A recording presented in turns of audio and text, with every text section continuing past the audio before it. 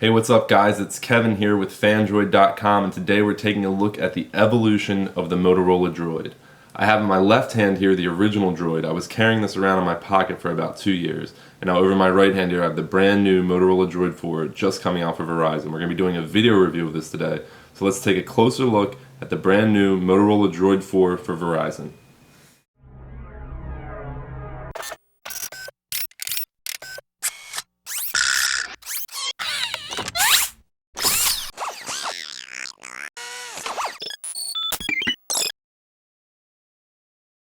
In its fourth iteration, the Motorola Droid is bigger and badder than ever.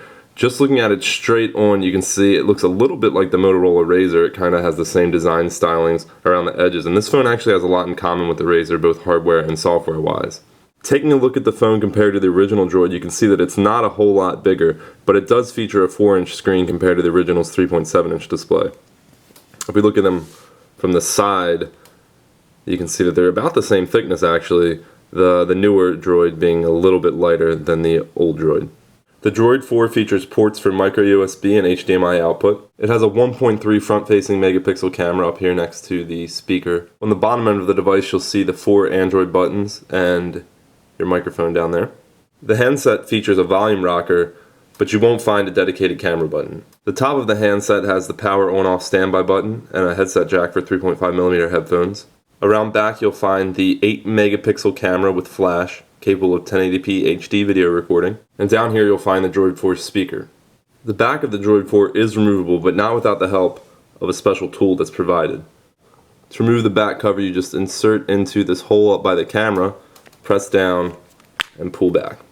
Inside the phone you'll gain access to the 4G LTE SIM card and also find a place to install up to 32 gigabytes of microSD storage.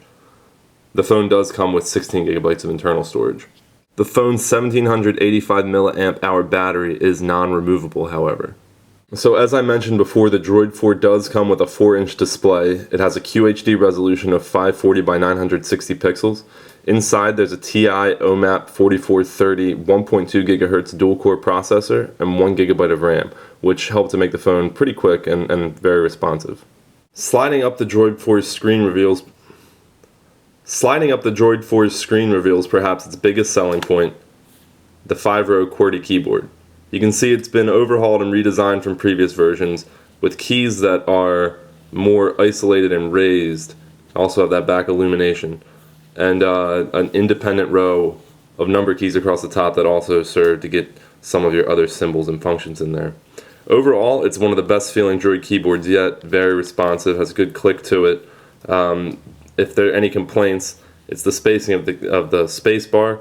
It's kind of odd because when you hold your thumbs here, you kind of have to reach with your left thumb to hit that space bar. But that's a minor complaint. Overall, a lot of good improvements to the keyboard. Very responsive, very good tactile feel to it, and one of the best yet on the Droid phones. On the software side of things, the Motorola Droid 4 is once again very similar to the Droid Razr. It runs the same version of Motorola's custom user interface on top of Android 2.3.6, and they're selling a lot of the same features with this phone. So you're going to get a pretty similar experience in terms of widgets and other things that you've experienced in previous editions of Motorola phones, but you get a few cool new features that include smart actions and also Motocast, which allows you to stream content between your home PC and your phone, or vice versa. Let's take a look at Motorola's Smart Actions, since that's a big thing that they're pushing with this phone. And it's just, you'll see it's a pretty simple menu, and you can add different actions to this that do various things depending on certain conditions. So for instance, I have set up for a low battery saver. So when your battery gets to a certain percentage, at this point it's less than 25% and the device is not charging, then it's going to do certain things like lower the display brightness, turn GPS off, disable background sync, the sort of things that will eat up battery even when you're not using the device. The software will intelligently learn the different things you do and come up with suggestions for different actions that you can add, but it also has a list of sample suggestions that you can check out as well. Different things, for instance, when you're in your car, working out, when you get to work, when you come home, at night, just different profiles they can set up for the phone that will turn on Wi-Fi, turn off Wi-Fi, just set you up for your different activities throughout the day. It's actually pretty cool. It's a focus on saving battery, focus on just being more productive and having your phone be more intelligent. You also get a few apps that have Motocast enabled, and you can find those by looking for the icons that have a little red arrow right up there on the corner. So if you click on the My Files app, you have the opportunity to set up a Motocast computer that'll share files from your phone with your computer, or files from your computer with your phone. You can see they have it set up for pictures, My Music as well. Motorola is pushing this. This is their version of creating a personal cloud. So instead of putting all your music up on, say, Google Music, which you can also do, you can share your music more privately from your own computer to your phone without the need to upload everything to some cloud server that you don't even know where it is. So let's check out web browsing on the Motorola Droid 4. We'll just take a look at fandroid.com, load that up here. We're on Wi-Fi right now, so we're not seeing the 4G speeds. We're just going to use the Wi-Fi speeds in an example just to see kind of how the browser runs. It's the standard Motorola browser that you're used to. Pretty much the same options as every other browser.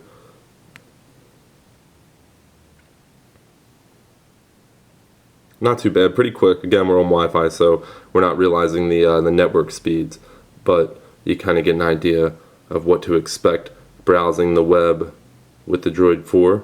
Here I just loaded up an article from yesterday about a new Kindle Fire ad, and we'll just hop into landscape mode just to take a look at video on here.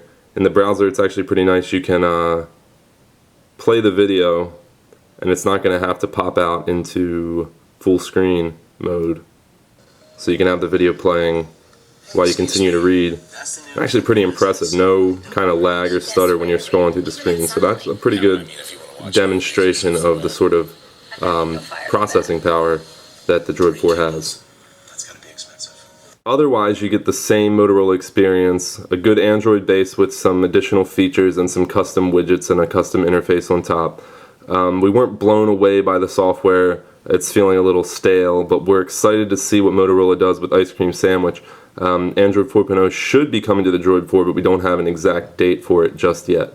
From the old school to the latest and greatest, the Motorola Droid 4 for Verizon. It just hit stores. You can go check it out. A great device for anybody looking for a great texting phone with a lot of power inside and a lot of functionality. It's a great all-around device for anyone looking for a new high-end Android handset. This is Kevin from Fandroid, and that's my review of the Motorola Droid 4. Thanks for watching.